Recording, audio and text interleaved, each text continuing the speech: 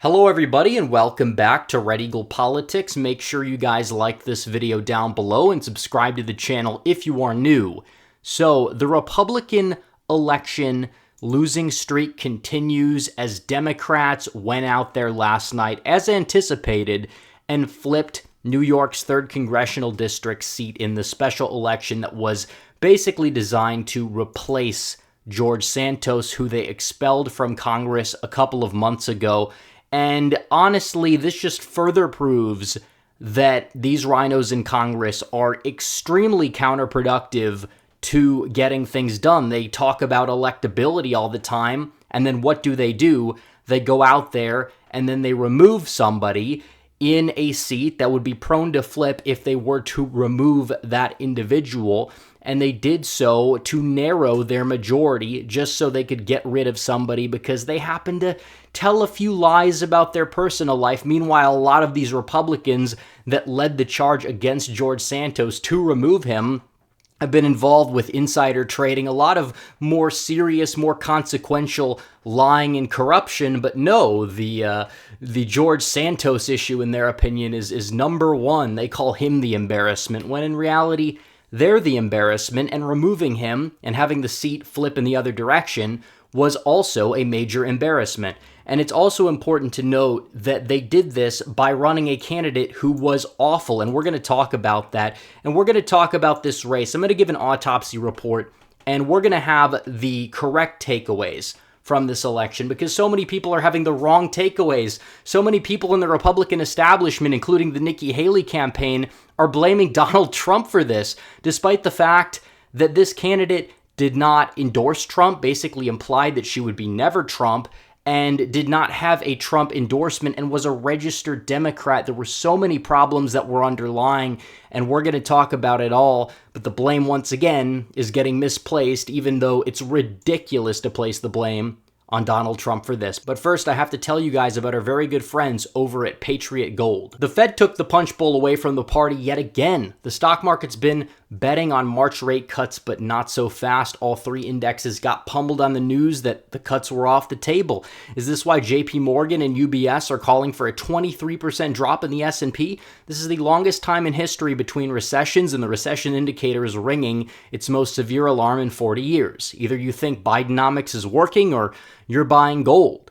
Isn't it time you protected your retirement with gold? Call the proud Americans of the Patriot Gold Group today before it's too late. Patriot Gold is Consumer Affairs top-rated gold IRA dealer 7 years in a row. Mention Red Eagle Politics and you'll always get best-in-class service from Patriots Protecting Patriots. They have the no-fee-for-life IRA, where your IRA or 401k can be in physical gold and silver, and you may be eligible for the no-fee-for-life IRA on qualifying rollovers. Call 888-857-8696 and get your free investor guide today, or visit the link in the description down below. So this was a seat that Joe Biden won by 8 percentage points. Democrats won it last night by 7% and change, 7.8% to be exact. That margin may narrow a bit as the remaining votes come in if that 93% of votes in is accurate, but still, this is a district that, yeah, presidential level, it's been blue, but it's shown signs of moving right as Democrats are increasingly unpopular in the state of New York. And on top of that, this was the seat that George Santos won by, a high single-digit margin ahead of 2022. I believe Lee Zeldin carried it by a little bit more than that. So it's not like this district isn't winnable. Now, I do have some takeaways that are not all that negative about this because it is true. When somebody is ousted or forced to resign for a scandal, whether you think that scandal is a legitimate scandal or not, those seats usually heavily shift in the opposite direction.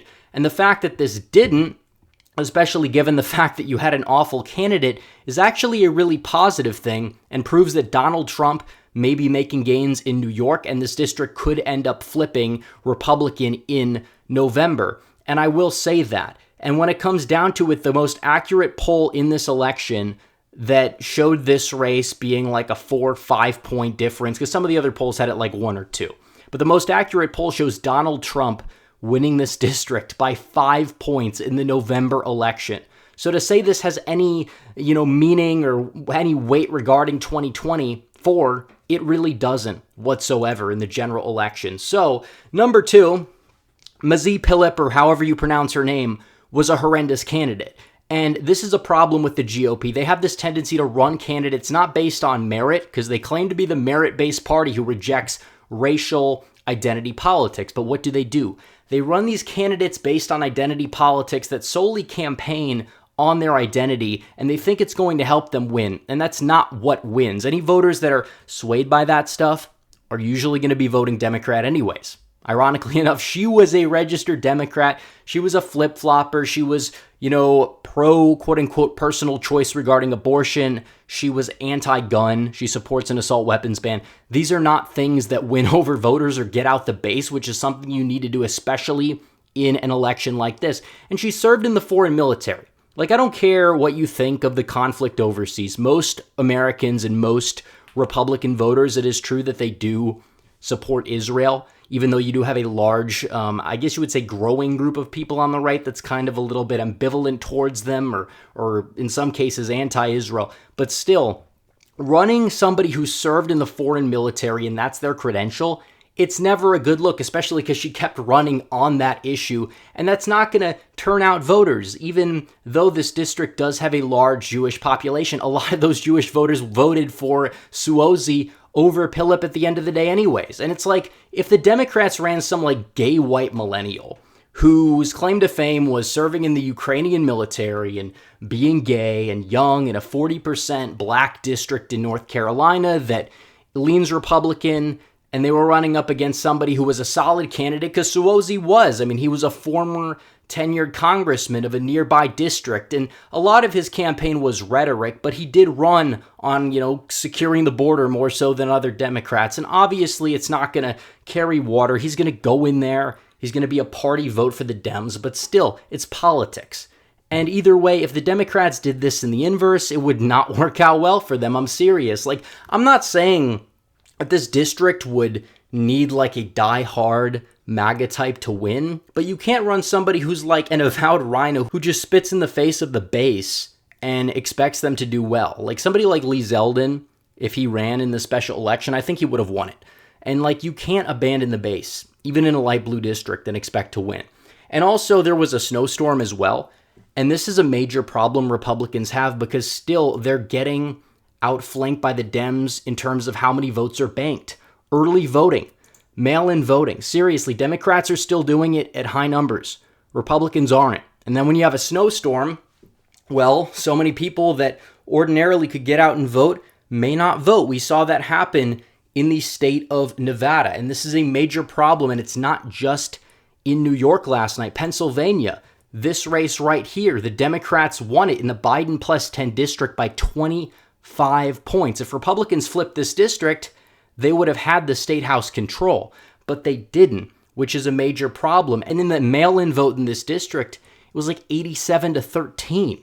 It was brutal. Yeah, the margin narrowed, but still, you have to bank your votes. I don't care what you think about the election system. I don't like mail-in voting or election month, but we need to use it. We need to use at least early voting, because we can't win elections the way we view the election system now. We need to get rid of some of this stuff, but we need to use it to our advantage while it does exist. And we could sit here and some people will blame Trump for this. I personally think that the Democrats just deciding to, push for it to begin with caused a lot of Republicans, it wasn't just Trump, to oppose it instead of embracing it or use it to our advantage. I don't think we really realized until 2022 that that was a major problem, but we need to do what we need to do to change the narrative on this, or we're going to keep losing. And also, we got outspent 2-1. We need to fix the fundraising issue. I think having a new RNC chairman may help, obviously. And it's you could say, well, the wealthy donor class are becoming more and more on the Democrat side, but to act like wealthy Republicans or wealthy even Trumpian Republicans don't exist is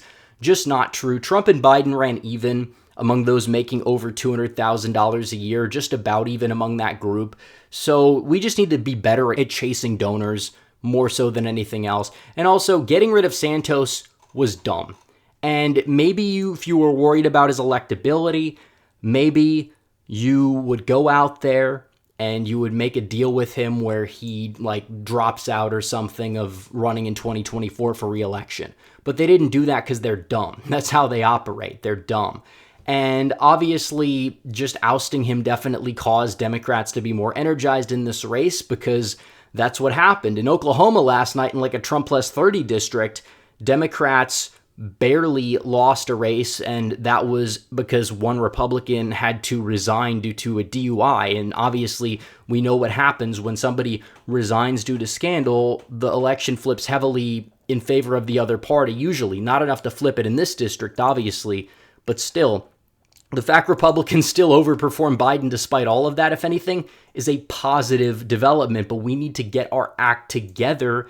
Seriously, I don't think it has any impact on 2024, but it shows that these RINOs, these weak establishment Republicans in the House, they're willing to throw their own under the bus. They throw their own to the wolves. They don't try to remove Ilhan Omar from Congress. I mean, she married her brother to commit immigration fraud, allegedly. I mean, there's so many examples. The guy that pulled the fire alarm, Jamal Bowman, also in New York. They have control of Congress. What do? They remove one of their most solid voting record members because, oh, he happens to lie about his personal life, even though it doesn't matter. Congress is full of liars, seriously. There's no other way to chalk it up. But it was dumb to remove him. They put up the weakest candidate possible, and even then, they still didn't get completely embarrassed given the district's partisan lean. And there's a lot of evidence to believe that this district is going to move heavily to the right in 2024 in the general, and it's possible that Suozzi could lose as well, depending on the candidate that Republicans put up. So anyways, guys, thanks for watching this video. Like this video down below, comment down below, subscribe to the channel, hit the bell for notifications so you never miss another video. Follow me on social media. The links are all in the description down below, and I will see you guys in the next one. Red Eagle, out.